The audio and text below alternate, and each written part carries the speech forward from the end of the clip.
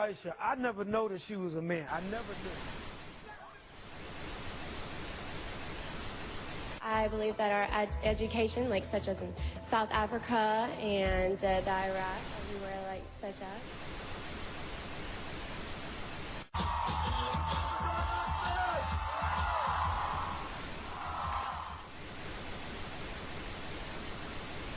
Platform 8 for the 2228 Southern service to Eastbourne via Newark.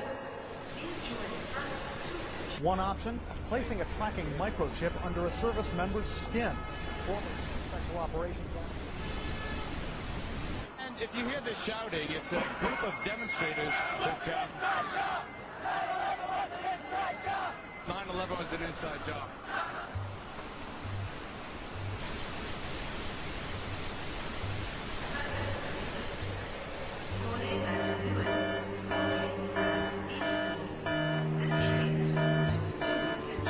It's no longer a theory.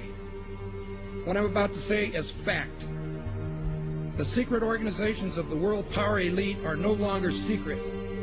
They have planned and are now leading us into a one-world communist government. Well, there have been extraordinary scenes in Berlin tonight as thousands of people gathered to hear Barack Obama deliver key foreign policy speech on his current European tour. The Democratic presidential hopeful laid out his vision for America's place in a new world order, in a new world order, in a new world order. It's not a new idea. President Bush talked about it back in 1991. It is a big idea, a new world order. President Bush said, and it's a phrase that I often use myself, that we needed a new world order.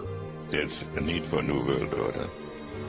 I call upon all states to join ranks in order to found the new world order of the 21st century. We have before us the opportunity to forge for ourselves and for future generations a new world order. When we are successful, and we will be, we have a real chance at this new world order. And people talked then, in 1990, of a new world order. And the question for us is how we meet and master all these challenges to ensure that Britain enhances its competitiveness in the process and realizes what I believe is our destiny of success in this new world order. So, in conclusion, ladies and gentlemen, a new world is emerging. It is a new world order with significantly different and radically new challenges for the future.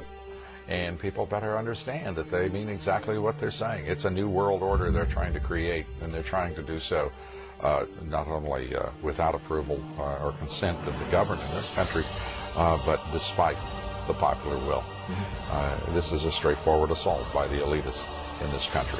There is a global meltdown coming. It is a global depression, and one world currency and one world financial system is the end game.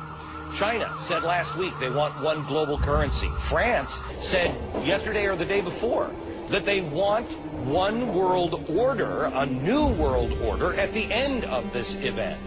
Gordon Brown will today call on fellow world leaders to seize the opportunity created by the worldwide economic crisis to create a truly global society. The Prime Minister will use a high-profile speech in the City of London to say that Britain, the US and Europe should join together to create a new, stronger and more just world order. This engineered collapse is there as a massive problem for which you offer the solution, and the solutions are the infrastructure we've been predicting all this time, including the World Central Bank.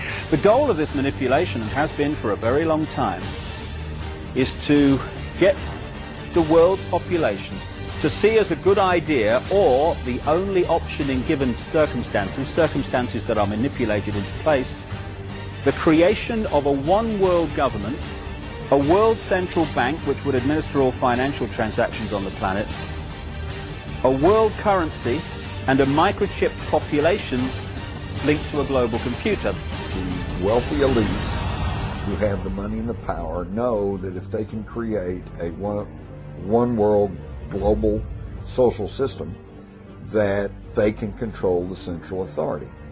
In other words, world control, world domination, one of the oldest desires in the history of the world. There's a very, very clear-cut and easily identifiable system in place that puts all of these elements from media control to government control to energy control together into one apparatus working together effectively towards its final goal, which is, you know, global control. Because of the compartmentalized pyramids that they've constructed within all these institutions of government and finance and corporations, the vast majority of people who are daily making contributions to push the world in this towards this Orwellian global state have no idea that they're doing that, because they don't know how their contributions fit in with everyone else's. Only the few at the top do. Most people don't have a clue that unelected private bankers actually control the governments of the world. There is this like cozy little myth that is perpetuated between politicians and the media. The media report the world as if presidents and prime ministers are the final arbiters and decision makers in the world, which means that the people above the level of presidents and prime ministers that really make the decisions, they're never looked at or exposed by the mainstream media because they're not accepted to exist. The central bankers of the world are working together to create a one-world government. A global police state as sinister as anything George Orwell ever wrote about. Where every person on the planet Earth will have an RFID chip implanted. It is the first implantable microchip for humans that has multiple security, financial, and healthcare applications. More than 100 law enforcement officials in Mexico are having microchips implanted in their arms. The chips allow a person to be scanned, sort of like a cereal box at the supermarket. Just like the microchips implanted in the necks of dogs and cats, allowing lost pets to be identified, this glass capsule can do the same for humans. A chip in everybody would be the universal monetary system par excellence, because there'd be no escape from it, and you'd be totally under the control of those who issue the electronic impulses in that chip. The problem throughout human society is that the good men and women do nothing. They don't want power. They don't want control. They want to lead a leisurely life. They want to spend time with their family. They want to lead simple lives. But we are forced throughout society, throughout history, and throughout human time to stand up against bullies. And many times we stand up before it's too late. And we reverse the course of tyranny. But more often than not, we don't stand up in time, and horrible things have to happen first, so decadent societies learn why liberty and freedom is so precious. If you think you don't like the situation now, then think what you're going to face a little way down the road, and more than anything, think of what your children are going to have to face.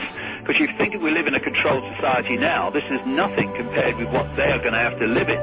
So in terms of parents who are listening to this information, I would say this: go and look your children in the eyes and tell them that you can't be bothered, or you're too frightened to do anything about it. You're too frightened to get involved, too frightened to get involved in being another conduit for getting this information further and further expanded into the public mind, that you're too frightened to get together with others to stop cooperating with this system and to not be intimidated into coming into line, which is a bit like coming into line in a concentration camp and thinking it will be okay as long as you stay in line and you do as you're told, you'll be fine. And then you realize at the end of it, well, actually, it ain't fine. And if you'd have all rebelled earlier, then you wouldn't be in the situation you're facing now.